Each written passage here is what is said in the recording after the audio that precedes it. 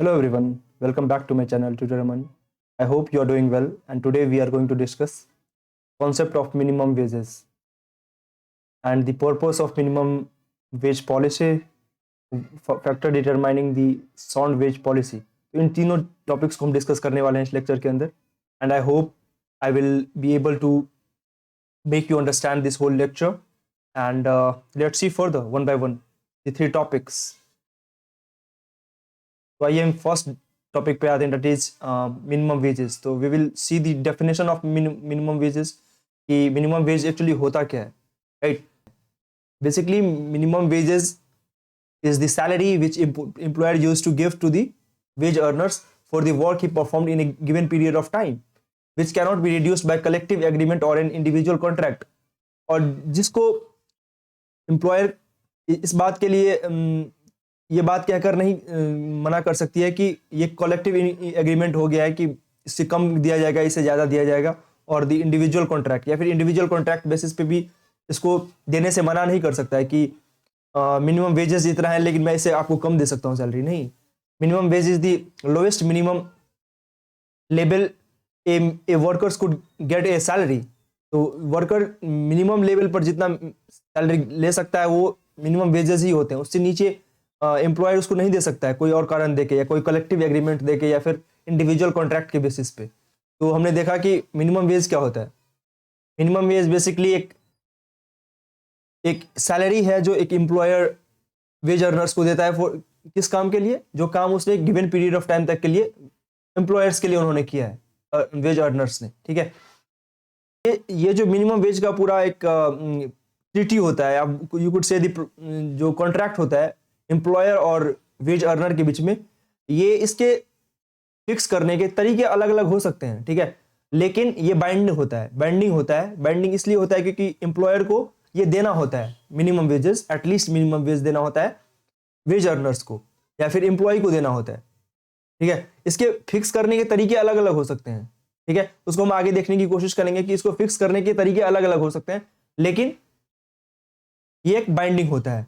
ये देना ही पड़ता है एम्प्लॉयर्स को. ठीक है, वो इसे मना नहीं कर सकते हैं, इसे मुकर नहीं सकते हैं. Who set the minimum wage regulation, वो कौन से लोग हैं जो मिनिमम वेज रेगुलेशन को सेट करते हैं, कौन से इंस्टीट्यूशन है उसको हम देखने की कोशिश करेंगे. तो कौन से वो लोग हैं जो मिनिमम वेज रेगुलेशन को सेट करते हैं. Minimum wage can also be set by law. ठीक है, ये कानून के द्वारा भी सेट किया जा सकते हैं कि कानून ने तय किया है कि इतना वेजेस एम्प्लॉय को मिलेगा, उससे कम नहीं दिया. तो ये लॉ के द्वारा भी तय किया जा सकता है. Second, the decision of the competent authority, कोई ऐसी अथॉरिटी जो बाइंडिंग हो दोनों के लिए. मान लो कोई वेज बनाने वाली कोई पॉलिसी है कंट्री के अंदर, वेज बनाने वाली कोई ऑर्गेनाइजेशन है, लेबर ऑर्गेनाइजेशन, जो गवर्नमेंट के इसका एक गवर्नमेंट अथॉरिटी है, तो वो तय करती हो. तो जरूरी नहीं है कि एक पर्टिकुलर इंस्टीट्यूशन ही तय करे. इसके तय करने वाले बहुत सारे इंस्टीट्यूशन हो सकते हैं जिसको गवर्नमेंट का कहीं ना कहीं एक सर्टिफाइड बोल सकते हैं कि वो सर्टिफाइड हो गवर्नमेंट के द्वारा. तो बहुत सारे इंस्टीट्यूशन इसको तय करते हैं कि कौन वेज अर्नर्स के मिनिमम वेज क्या हो सकते हैं. ए वेज बोर्ड और ए काउंसिल, हो सकता है कोई एक वेज बोर्ड बना हुआ हो या फिर एक काउंसिल हो जो तय करती हो कि उसमें बैठे हुए जो मेंबर्स हो वो तय करते हो कि कितना मिनिमम वेजेस वर्कर्स डिजर्व करते हैं और उसको कितना मिलना चाहिए और कितना जरूरत है उसको अपना लाइफ सस्टेन करने के लिए. तो बहुत सारी डिस्कशन हो सकते हैं इसके ऊपर, और बोर्ड के लोग तय करते हो कि कितना मिनिमम वेज देना सही रहेगा. तो या फिर एक काउंसिल जहां पर कुछ मेंबर्स होते हो, ये बोर्ड की तरह ही होता है. और बाय इंडस्ट्रियल और लेबर कोर्ट्स और ट्रिब्यूनल, तो हो सकता है कि ये इंडस्ट्रियल और लेबर कोर्ट हो, जैसे कि मैंने पहले बोला कि कोई लेबर ऑर्गेनाइजेशन हो या फिर लेबर कोर्ट हो जो लेबर के हित में कोई फैसले देती हो, लेबर के हितों को का ध्यान रखती हो जो कोर्ट. ठीक है, या फिर एक ट्रिब्यूनल. तो ये सभी अथॉरिटी जो है, ये सभी इंस्टीट्यूशन जो है वो वेज रेगुलेशन में, मिनिमम वेज रेगुलेशन में एक भागीदारी दे सकते हैं या फिर इसको सेट करने में अपनी भूमिका निभाते हैं. पर्पस ऑफ मिनिमम वेजेस, अब हम देखेंगे मिनिमम वेज का पर्पस क्या होता है. Right, the purpose of minimum wage is to protect workers against unduly low page.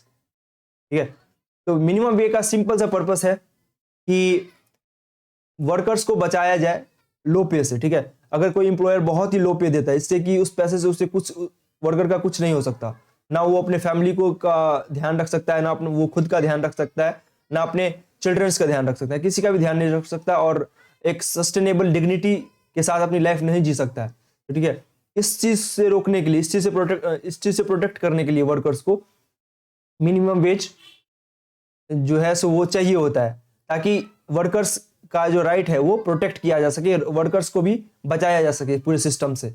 Minimum wage का जो पूरा सिस्टम है ये जस्ट और इक्विटेबल शेयर जो है उसमें मदद करता है कि एक न्याय संगत जो प्रॉफिट है उसका बंटवारा हो, समानता के साथ चीजों का बंटवारा हो। ऐसा नहीं है कि जो वर्कर्स जितना डिजर्व करते हैं उसको उतना ना दिया जाए। और share of the fruits to all, progress to all, जो प्रोग्रेस के जो फ्रूट्स हैं, जिस उस फॉर्म के अंदर जो प्रोग्रेस हुआ है, जो फ्रूट्स है उसको सभी में बांटा जाए, इंस्टीड ऑफ कि कुछ लोग ही इस पर लाइक सरप्लस अमाउंट को जैसे रख लेते हैं। तो ऐसा ना करके इसको सब तक पहुंचाया जा सके। ठीक है, ग्रास रूट तक जो वर्कर्स हैं वहां तक पहुंचाया जा सके। और मिनिमम वेज उन सभी लोगों को दिया जाए जो एम्प्लॉयड है और जिन्हें प्रोटेक्शन की नीड है, जो जिन्हें सच में मिनिमम वेज की जरूरत है ताकि अपने लाइफ को डिग्निटी के साथ जी सके, उन्हें वो पैसा पहुंचाया जा सके। ठीक है, तो ये पर्पस होता है मिनिमम वेज का। मिनिमम वेज का हमने अभी देखा कि पर्पस है वर्कर्स को लो पे से बचाया जा सके। ठीक है, उन्हें एक जस्ट और इक्विटेबल शेयर दिया जा सके प्रोग्रेस का। ठीक है, जो भी कंपनी ने प्रोग्रेस किया उसका एक जस्ट और इक्विटेबल शेयर मिले और मिनिमम लिविंग वेज मिले, ताकि वो अपने नीड ऑफ प्रोटेक्शन, ताकि अपने हितों की रक्षा कर सके, उसको बचाया जा सके जो एम्प्लॉयड है। मिनिमम वेज जो पॉलिसी है इसको हम अडॉप्ट करके पॉवर्टी से ओवरकम कर सकते हैं, पॉवर्टी से निजात पा सकते हैं और इनइक्वालिटी जो है हमारी सोसाइटी के अंदर, जो असमानता है, including those of main and women, जो मेन और वीमेन के बीच में असमानता है, या फिर जो कम्युनिटी लेवल पर जो असमानता है, जो मार्जिनलाइज्ड क्लास के लोग हैं, ठीक है, उनको भी इक्वालिटी की तरफ ले जाया जा सके और जो लोग मार्जिनलाइज्ड क्लास से उनको भी एम्प्लॉय किया जा सके फॉर्म में। ठीक है, और एक इक्वल राइट के साथ उसको भी पेमेंट दिया जा सके ताकि वो भी अपने लाइफ में ग्रोथ कर सके। तो मिनिमम वेज पॉलिसी से हम इन सभी चीजों से भी निजात पा सकते हैं, जो पॉवर्टी है हमारी सोसाइटी में, जो इनइक्वालिटी है मेन एंड वीमेन को। और जब भी वीमेन को जब हम एम्प्लॉय करेंगे और उसे राइट टू इक्वल पे के तहत जो उसको इक्वल सैलरी मिलेगी और इक्वल वैल्यू, और जितना काम करने वो कर रही है उतना उसको यदि पैसे मिलेंगे, फिर वो भी इक्वालिटी गेन कर सकती है इसके थ्रू। तो मिनिमम वेज पॉलिसी ना सिर्फ एक वर्कर्स को प्रोटेक्ट करने का एक तरीका है, बल्कि इससे आप पॉवर्टी और इनइक्वालिटी से भी हम बचा सकते हैं उन लोगों को जो हाशिए पर, जैसे कि वीमेन हो गए, और या फिर जो मार्जिनलाइज क्लास के जो लोग हैं उनको प्रोटेक्ट कर सकते हैं एम्प्लॉय करके। ठीक है, और उनको उतनी सैलरी वो ले सकते हैं जितना वो काम कर रहे हैं। तो मतलब salary according to the work, तो जितनी वैल्यू की वो काम कर रहे हैं उतना वैल्यू का वो सैलरी भी ले सकते हैं। ऑब्वियस सी बात है। Minimum wage system should not be seen in isolation but should be designed in a way to reinforce other social and employment policies. Minimum wage policy को एक अलग तरीके से देखने की जरूरत नहीं है। इसको हम जो दूसरे सोशल पॉलिसीज हैं, जो एम्प्लॉयमेंट पॉलिसीज हैं, उसके साथ ही रीइंफोर्स कर सकते हैं, उसके साथ ही इसको देख सकते हैं, उसके साथ ही इसको रीइंफोर्स कर सकते हैं, लागू कर सकते हैं। मिनिमम वेज सिस्टम को एक अलग तरीके से देखने की जरूरत नहीं है कि ये अलग है, नहीं, ये भी सोसाइटी का एक पार्ट है। और अगर हम इसको लागू करवा पाते हैं, ठीक है, तो सोशल और अनएम्प्लॉयमेंट पॉलिसीज में एक मेजर चेंज देखेंगे और लोगों को एक बेटर वे ऑफ प्रोटेक्शन मिल पाएगा। ठीक है, जो खासकर जो वर्कर्स हैं, जो वर्किंग क्लास के लोग हैं। तो जो पर्पस ऑफ मिनिमम वेज है उसका काम है एक फ्लोर सेट करना, कि भाई अगर सरकार ने सैलरी मिनिमम वेज सेट किया है कि 15,000 होंगे, तो जरूरी नहीं है कि उसको सिर्फ 15,000 ही मिले। हो सकता है कि अगर वर्कर्स बार्गेन करके अगर 18 या 20,000 भी ले सकता है मिनिमम वेज, तो that's okay, that's totally okay. Government ने बस मिनिमम वेज प्लान के तहत बस एक फ्लोर सेट किया कि ये लेवल होना चाहिए 15,000, इससे नीचे नहीं जाना चाहिए। तो अगर 16, 18 या फिर 20, 22 भी मिल रहा है, then it's okay, it's up to the worker कि वो अपना बार्गेनिंग, कलेक्टिव बार्गेनिंग पावर से, कलेक्टिव बार्गेनिंग मींस सभी वर्कर्स मिलके, ठीक है, अगर कोई बार्गेनिंग करते हैं कि भाई सभी मिलके हम स्ट्राइक करते हैं या कुछ करते हैं कि हमें इससे सैलरी नहीं चाहिए, 15,000 अगर गवर्नमेंट ने सेट किया है तो मुझे 18 या 20,000 से कम नहीं चाहिए, तो बार्गेनिंग प्रोसेस के तहत ज्यादा से ज्यादा सैलरी ले सकते हैं। तो it's up to the worker कि वो कितना सैलरी लेना चाहते हैं। जो इफेक्टिवनेस है मिनिमम वेज का, वो बहुत सारी चीजों पे डिपेंड करता है।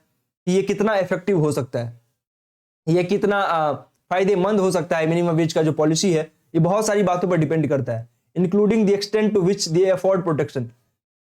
ये इस बात पे डिपेंड करता है कि ये मिनिमम वेज जो है वो कितना प्रोटेक्शन अफोर्ड करता है वर्कर्स को, वो कितना प्रोटेक्शन वीमेन को अफोर्ड करता है, वो कितना प्रोटेक्शन यूथ को अफोर्ड करता है, वो कितना प्रोटेक्शन माइग्रेंट वर्कर्स को अफोर्ड करता है कि उसके लाइफ में ये उनको राइट्स दे सके, ताकि एक बेटर सैलरी और एक बेटर पे उनको मिल सके, वो अपना लाइफ बेटर तरीके से जी सके। तो जितना इफेक्टिव ये होगा, ठीक है, जितना प्रोटेक्शन ये दे पाएगा इन लोगों को, विमेन हो गए, यूथ हो गए या माइग्रेंट वर्कर्स हो गए, उतना ही ज्यादा ये इफेक्टिव होगा। ये इस बात पे डिपेंड करता है। Now come to the next point. Minimum wage का जो रेगुलेशन है ये एडेक्वेट लेवल पर होना चाहिए, ताकि वर्कर्स या और उसके फैमिली जो है उनके सारे नीड्स को ये पूरा कर सके, और उन एट द सेम टाइम जो है वो इकोनॉमिक फैक्टर जो है, एम्प्लॉयर के इकोनॉमिक फैक्टर को भी समझ सके कि अगर उसका इकोनॉमिक फैक्टर जो है लेवल है जिस हिसाब से, उस हिसाब से वो अपने वर्कर्स के साथ एक बैलेंस और ट्रीटी बना सके। तो ऐसा नहीं है कि आप सिर्फ वर्कर्स को देखते रहेंगे और जो एम्प्लॉयर है उसके हित को या फिर उसके टर्म्स को आप भूल जाएंगे। उनके इकोनॉमिक फैक्टर को भी आपको समझना होगा, लेवल को समझना होगा, और ठीक है, और वो आप इसको इसके एक साथ एक बैलेंस बनाना होगा मिनिमम वेज रेगुलेशन के साथ। इन सभी चीजों को देखने की जरूरत है। अब हम देखेंगे फैक्टर डिटरमाइनिंग ए साउंड वेज पॉलिसी, कि कौन कौन से वो फैक्टर है जो एक बेटर वेज पॉलिसी को निर्धारित करते हैं, एक बेटर पॉलिसी मिल पाए, बेटर वेज मिल पाए सभी को, और एक बेटर पॉलिसी बन पाए वेज के ऊपर, सैलरी के ऊपर। वो कौन कौन से फैक्टर है इसको हम डिस्कस करने की कोशिश करेंगे। Demand and supply. The first factor is demand and supply which determine the sound wage policy. अब ये कैसे है इसको हम देखने की कोशिश करेंगे। If the supply of the labour is abundant, the workers will be ready to work at lower wages.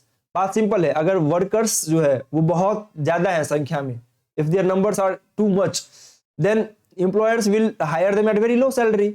Employer जो क्या करेगा, बहुत कम सैलरी पर उनको हायर कर लेगा, 10 से 12 हजार पे ही कर लेगा। अगर 15,000 मिनिमम वेज सेट भी है फिर भी वो क्या करेगा, 10 से 12 हजार पर उसको हायर कर लेगा, और they will not able to deny it. उसको वो डिनाई भी नहीं कर पाएंगे क्योंकि लोग इतने हैं, कंपटीशन इतना है लेबर के बीच में कि चाहेंगे कि कोई सा भी जॉब उनको मिल पाए। तो डिमांड एंड सप्लाई बहुत मैटर करता है कि वेज पॉलिसी कैसा होगा, ठीक है। But if the supply of labour is scarce, workers will demand higher wages. लेकिन अगर सोचिए अगर वर्कर्स ही कम हो और फर्म ज्यादा हो, कंपनीज ज्यादा हो, तो फिर क्या होगा, वो ज्यादा से ज्यादा सैलरी देंगे वर्कर्स को, ताकि वहां पर उनको जो है सो उनको हायर किया जा सके, ठीक है। तो एक बैलेंस है कि अगर ज्यादा वर्कर्स होंगे तो कम सैलरी उनको मिलेगी, ठीक है, कंपटीशन ज्यादा होगा। अगर कम वर्कर्स होंगे, कम लेबर होंगे, उनके बीच में कंपटीशन नहीं होगा, तो फिर ज्यादा से ज्यादा उनको सैलरी दिया जाएगा ताकि उनको हायर किया जा सके। तो that is the first factor. Now we will come to the second factor, that is prevailing wage rates, ठीक है। उस टाइम का वेज रेट क्या चल रहा है ये भी मैटर करता है कि उसको मिनिमम वेज सैलरी क्या होगा, ठीक है। अगर उस टाइम का वेज रेट कम चल रहा होगा, अगर उस टाइम का वेज रेट 12,000 या 13,000 चल रहा है, अगर गवर्नमेंट सिर्फ 15 या 18,000 का मिनिमम वेज पॉलिसी बनाती है, फिर उसको उसके साथ पालन करना बहुत मुश्किल हो जाएगा, क्योंकि पहले से एक बना हुआ है, लोग उसको फॉलो भी कर रहे हैं, वर्कर्स की कमी भी नहीं है, तो लोग उसको, खासकर एम्प्लॉयर उसको फॉलो नहीं करेंगे, बोलेंगे कि पहले से ये रेट है, मैं तुमको ज्यादा पैसे क्यों दूं। तो ये भी डिटरमाइन करते हैं कि वेज पॉलिसी कितना होगा। Wages paid by one firm generally depend upon the wages paid by the competing firms. पहले से जो सेट है कि भाई सारी कंपनीज 13,000 हजार ही दे रही है, तो मैं भी इसलिए तुम्हें 13,000 ही दूंगा। तो इस हिसाब से फिर वेज मिनिमम वेज सेट होता है कि भाई 13,000 हजार सब दे रहे हैं तो हम भी दे रहे हैं, तो मिनिमम वेज 13,000 ही होना चाहिए, ठीक है। Now come to the third factor, that is ability to pay. The wage level of an organization largely depend on the ability of the firm to pay to its workers, ठीक है। जो wage level किसी भी organisation का है, किसी भी company का, मोस्टली इस बात पर डिपेंड करता है कि वो फर्म जो है वो कितना पे कर सकता है वर्कर्स को। अगर वो उस कंपनी का टोटल बजट ही 2-3 करोड़ का है बस, तो उसके अंदर बहुत सारे वर्कर्स हैं, तो फिर सबको बहुत कम सैलरी दे पाएगा, ठीक है। अगर वो कंपनी मल्टी बिलियनर या फिर बोल सकते हैं कि मल्टी मिलियनर कंपनी है, ठीक है, डॉलर का कंपनी है, तो फिर उस टाइम पे क्या होगा, वर्कर्स को, क्योंकि उसका बजट बहुत हाई है और वो पे कर सकता है वर्कर्स को इफेक्टिवली, तो उस हिसाब से वो पे करने की कोशिश करेगा। इस बात पे डिपेंड करता है ना कि वो कितना पे कर सकता है। The ability to pay in return depends generally raised as the firms net profitably increases. ये इस बात पे डिपेंड करता है कि वो कंपनी की कितनी प्रॉफिट बढ़ रही है, किस हिसाब से प्रॉफिट बढ़ रही है मार्केट के अंदर, और जो वर्कर्स है उसको फिर कितनी सैलरी दी जाएगी। क्योंकि अगर प्रॉफिट कंपनी की नहीं बढ़ रही है, ठीक है, और वर्कर्स बहुत सारे हैं, फिर उसको एक मेंटेन स्टैग्नेंट वेजेस दिए जा सकते हैं। इंस्टीड ऑफ कि अच्छे वेज दिए जाए, उनको एक नॉर्मल से स्टैग्नेंट रुके हुए वेज मिल सकते हैं, वो बढ़ भी नहीं रहा होगा, ठीक है, टाइम के साथ। तो ये टोटली डिपेंड करता है कि कंपनी किस ग्रोथ से आगे बढ़ रही है। If the firm earning increase beyond reasonable level of return on the capital employed workers claim that they are entitled to participate in the surplus profit. और अगर कंपनी बहुत ही अच्छा कर रही है, बहुत ही एक रीजनेबल लेवल से बहुत ही अच्छे हाई पर वो कंपनी ग्रोथ कर रही है, फिर एम्प्लॉयड जो है, वर्कर्स जो है, वो क्लेम कर सकते हैं कि अगर कंपनी इतने अच्छे से आगे बढ़ रही है, इतना प्रॉफिट कमा रही है, तो उसमें उसका भी हिस्सा है और एक रीजनेबल सैलरी वो भी डिजर्व करते हैं। तो जो सैलरी का, बेटर सैलरी का जो क्लेम है वो वर्कर्स भी कर पाएंगे अगर कंपनी प्रॉफिट में जा रही होगी। तो अगर कंपनी ऑलरेडी लॉस में या स्टैग्नेंट होगी, फिर वर्कर्स भी हायर सैलरी का डिमांड बहुत मुश्किल से कर पाएंगे वो, ठीक है। तो ये भी एक डिपेंड करता है कि कंपनी पे कितनी कर सकती है। Now we will see the productivity factor, कि प्रोडक्टिविटी फैक्टर क्या होता है। It is argued that the wage should be commensurate with the productivity of the workers. बहुत सारे से लोगों का आर्ग्यूमेंट है, खासकर ये एम्प्लॉयर जो है, एम्प्लॉयर क्लास या फिर बोल सकते हैं कैपिटलिस्ट क्लास, उनका ये आर्ग्यूमेंट होता है कि वेज जो है वो प्रोडक्टिविटी से प्रोपोर्शनेट होना चाहिए या फिर कमेंसुरेट होना चाहिए। तो जितना लेबर काम करे उस हिसाब से उसको सैलरी दो, ठीक है। तो मुझे कहीं ना कहीं पर्सनली लगता है कि ये गलत है, क्योंकि हर इंसान की अपनी अपनी एक कैपेबिलिटी होती है कोई काम करने की। इसमें अगर आप ये कंपटीशन इसमें वर्कर्स के बीच में लेकर रख देंगे ना, फिर क्या होगा कि कम से कम सैलरी उनको देना पड़ेगा, और जो सबसे अच्छा वर्कर होगा सबसे अच्छे जॉब ले जाएगा, और बाकी के वर्कर्स की बहुत मिनिमम सैलरी होगी, जिससे वो अपनी लाइफ सस्टेन नहीं कर सकते। तो ये भी एक आर्ग्यूमेंट है कि प्रोडक्टिविटी के बेसिस पे सैलरी मिलना चाहिए, ठीक है। ये कितना सही है कितना गलत है इस पे हम डिस्कस करने की कोशिश नहीं करेंगे। It is just a claim. The higher the productivity, the higher will be the wage level of the paid of the workers. जितनी ज्यादा प्रोडक्टिविटी होगी उतनी ज्यादा वर्कर्स की सैलरी होगी। खासकर ये चीज हम प्राइवेट जॉब्स में या फिर आप बोल सकते हैं कि एमएनसीज में, मॉडर्न डे कंपनीज के अंदर हम देख सकते हैं कि जितनी ज्यादा प्रोडक्टिविटी वो देता है वर्कर्स, उतनी ज्यादा उसकी सैलरी होती है। Now we will come to the next factor, that is cost of living. तो how cost of living depends determine the wage policy. Wage should be depend upon the cost of living. Changes in the cost of living therefore lead to the changes in the wage rate. बहुत सारे ऐसे लोग हैं जो कह रहे हैं कि जो वेज है, जो सैलरी है, वो कॉस्ट ऑफ लिविंग के ऊपर डिपेंड होना चाहिए। अगर किसी चीज की कीमत बढ़ रही है ना, तो सैलरी भी उसके साथ सिग्निफिकेंटली बढ़नी चाहिए। हम देखते हैं कि जो थर्ड वर्ल्ड कंट्रीज हैं, जो डेवलपिंग कंट्रीज हैं, उसके अंदर इन्फ्लेशन बहुत हाई होता है कई टाइम पे, ठीक है। चीजों की दाम बहुत तेजी से बढ़ रही होती है, दुगना भी हो जाती है कई दफा। तो उस केसेस के अंदर जहां पर इतनी ज्यादा तेजी से चीजों की महंगाई बढ़ रही है, वहां पर सैलरी भी इंक्रीज होना चाहिए, ऐसा वर्कर्स का डिमांड होता है। जिस हिसाब से महंगाई बढ़ रही है, जिस हिसाब से कॉस्ट ऑफ लिविंग बढ़ रही है, रहने की जो खर्च है वो बढ़ रही है, उस हिसाब से सैलरी भी बढ़नी चाहिए। It is therefore desirable to increase wage level whenever the cost of living rises. तो ये कहना बहुत ही तर्कसंगत और सही भी है कि जिस हिसाब से महंगाई बढ़ रही है उस हिसाब से सैलरी भी बढ़नी चाहिए, ठीक है। Now come to the next factor, that is state regulation. How state regulation could set a sound wage policy. Since workers bargaining power is the weak, the state step in protect their interest by regulating their wage rates।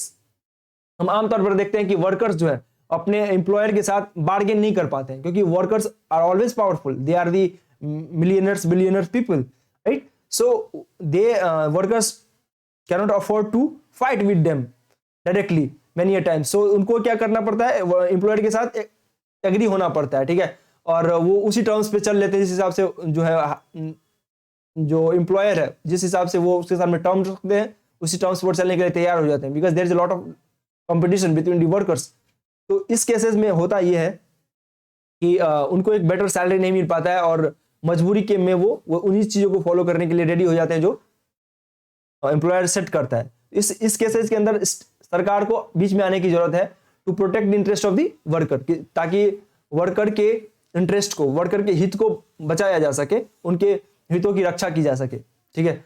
और जब वो सरकार बीच में आएंगे और उनके हितों की रक्षा की जाएगी, वर्कर्स के हितों की रक्षा की जाएगी, तो वो एक बेटर वेज रेट्स रेगुलेट करने की कोशिश करेगी।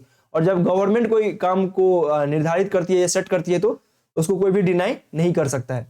तो फिर एम्प्लॉयर्स जो है, कंपनी जो है, उनको भी गवर्नमेंट के रेगुलेशन के हिसाब से चीजों को मानना पड़ेगा। The state by enacting necessary legislation guarantee minimum and fair wages to the workers. State जो है वो क्या कर सकती है, एक बेहतर कानून लेकर आ सकती है जो वर्कर के मिनिमम वेज को गारंटी करे, जो वर्कर जो है उनको कम से कम कितनी सैलरी दी जा सके उस पर कानून बनाए कि भाई इससे ज्यादा कम का मतलब वेज आप वर्कर्स को नहीं दे सकते हैं। So now we will come to the next factor, that is job requirement. Job differs in the responsibility and authority. हम सभी को पता है कि जॉब जो है वो जॉब रिस्पॉन्सिबिलिटी और अथॉरिटी के हिसाब से अलग अलग होते हैं। मतलब जिस जॉब्स में ज्यादा रिस्पॉन्सिबिलिटी या अथॉरिटी होता है, जितना ज्यादा पावर होता है, उस जॉब में उतनी ज्यादा सैलरी होती है। तो generally jobs requiring higher authority and responsibility are paid higher wages. हम ऐसा देखते हैं कि जिस जॉब के अंदर ज्यादा अथॉरिटी होती है, ज्यादा पावर होता है और ज्यादा रिस्पॉन्सिबिलिटी होती है, उसमें उस जॉब के अंदर सैलरी भी बहुत ज्यादा होता है, ठीक है, कंपेयर टू कि जिस सैलरी में जिस जॉब के अंदर कम अथॉरिटी है, कम पावर है और कम रिस्पॉन्सिबिलिटी है, उस जॉब के अंदर कम सैलरी होते हैं। तो ये बहुत नॉर्मल है, हम देखते हैं अपने सोसाइटी के अंदर। Similarly job which require highly skilled person are also highly paid. वैसे का वैसे ही जो एक जॉब के अंदर जो हाईली स्किल्ड पर्सन है, खासकर जो टेक्नीशियंस लोग हैं, जो हाईटेक लोग हैं, वो उनको ज्यादा सैलरी दी जाती है, ठीक है। तो ये इस बात पे भी डिपेंड करता है कि उस जॉब के अंदर वो वर्कर कितना स्किल्ड है, कितना डेक्स्ट्रस है वो, ठीक है। तो इस बात ये भी एक फैक्टर होता है कि कितनी सैलरी वर्कर्स को मिलेगी। दीज आर दी फैक्टर्स कि किस जॉब के अंदर कितनी सैलरी मिल सकती है। तो वो जॉब्स जिसमें ज्यादा हायर और अथॉरिटी और रिस्पॉन्सिबिलिटी होंगे उसमें ज्यादा सैलरी होगा। वो जॉब्स जिसमें वर्कर्स स्किल्ड होंगे उस वर्कर्स को ज्यादा सैलरी मिलता है। Again jobs which are very risky and dangerous are also very highly paid. और कुछ जॉब्स ऐसे होते हैं, लोअर लेवल पे भी होते हैं, लेकिन वो जॉब बहुत ही रिस्की और डेंजरस होता है। उस जॉब के अंदर भी वर्कर्स को काफी सैलरी दी जाती है। जैसे कि कुछ ऐसे जॉब्स हैं वर्किंग क्लास के लिए ही, कि जैसे कंस्ट्रक्शन का हो गया या फिर मॉन्यूमेंट्स बिल्डिंग हो गया, बहुत सारी ऐसी चीजें हैं जिसमें बहुत खतरा होता है, हाइट के ऊपर काम करना होता है। या फिर ऐसी कोई इलेक्ट्रिशियन का हो गया, इसमें भी बहुत सारी जॉब्स में खतरा होता है। उन सभी जॉब्स में जो पर्सन रिस्क लेने के लिए तैयार होता है या फिर जो डेंजरस काम करने के लिए तैयार होता है, उनको ज्यादा सैलरी दी जाती है। हम देखते हैं कि trade unions, how trade unions define the salary level और ये वेज पॉलिसी। तो ट्रेड यूनियंस का क्या काम होता है वेज निर्धारित करने में? Workers who are well organised into trade unions are able to get higher wage rate. हम ऐसा देखते हैं और इनफैक्ट देखा गया है बहुत सारे सोसाइटी के अंदर कि जो यूनियन का ट्रेड यूनियन होता है ना, वर्कर का जो ट्रेड यूनियन होता है, अगर वो एक बेटर तरीके से ऑर्गेनाइज है तो सैलरी वो अपने डिमांड के हिसाब से ले लेता है। आपने बहुत सारी इंडियन मूवीज देखी होगी जो 90s की मूवीज है, उसके अंदर 80s या 90s की, उसमें वर्कर्स का यूनियन होता था और वो स्ट्राइक करते थे और फाइनली जो है सो एम्प्लॉयर को या फिर कंपनी के ओनर को वर्कर के टर्म्स एंड कंडीशन को मानना पड़ता था, ठीक है। तो वो कैसे पॉसिबल होता था? ताकि बेटर ऑर्गेनाइज्ड यूनियन होने की वजह से ये पॉसिबल हो पाता था, ठीक है। और इसके अपोजिट हम देख सकते हैं जिस स्टेट के अंदर जहां पे यूनियंस नहीं है, यही नहीं होते, वहां पे एम्प्लॉयर अपने हिसाब से अपनी रूल्स एंड रेगुलेशन बनाता है और वर्कर्स को मानना पड़ता है। जहां पर ट्रेड यूनियन से स्ट्रांग होते हैं वहां पर एम्प्लॉयर को वर्कर्स का बात मानना पड़ता है और उसको हाई पे सैलरी देना पड़ता है, ठीक है। अदर फैक्टर्स, हम दूसरे फैक्टर्स देखते हैं कि कैसे वेज रेट को इन्फ्लुएंस करते हैं। Wage rate also depend upon the such factors as market condition. Wage rate जो है वो मार्केट कंडीशन पे भी डिपेंड करता है। अगर मार्केट में नए नए अपॉर्चुनिटीज आ रहे हैं तो वर्कर्स का वेज भी ज्यादा होगा, ठीक है। प्रिवेलेंस ऑफ कंपटीशन, जितना ज्यादा कंपटीशन होगा फर्म्स के बीच में और वर्कर्स यदि कम रहेंगे उस हिसाब से, तो फिर उसका वर्कर्स का सैलरी ज्यादा होगा। अगर कंपटीशन हुआ तो कि मेरी कंपनी में आ जाओ हम ज्यादा सैलरी देंगे, मेरी कंपनी में आ जाओ हम ज्यादा सैलरी देंगे, तो उस केस में वर्कर्स का सैलरी ज़्यादा होगा। और bargaining power of the worker, third जो है फैक्टर वही है कि वर्कर का बार्गेनिंग पावर कितना है। अगर वर्कर बेटर तरीके से ऑर्गेनाइज्ड है और बार्गेनिंग कर सकता है तो उस केसेस में भी वर्कर्स के सैलरी अच्छे खासे होते हैं। तो ये सब फैक्टर्स डिपेंड करता है कि बेटर वेज पॉलिसी कैसा होगा और वेज पॉलिसी किस तरीके से फ्रेम किया जाएगा।